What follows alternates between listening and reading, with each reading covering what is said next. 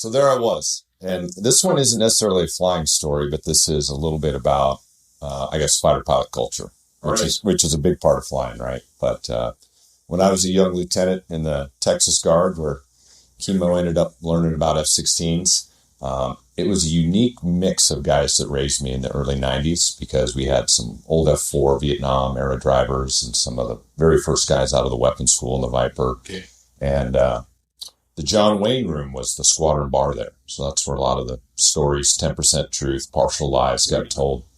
And early on, music and song became a big part of the culture there. Some of the Dick Jonas stuff. And I was issued a Dick Jonas cassette and was forced to learn every song. The interesting thing about the early 90s, this was a drawdown after the first Gulf War. So I was the snacko for 5 years. And yeah, yep. I think you're back to that role.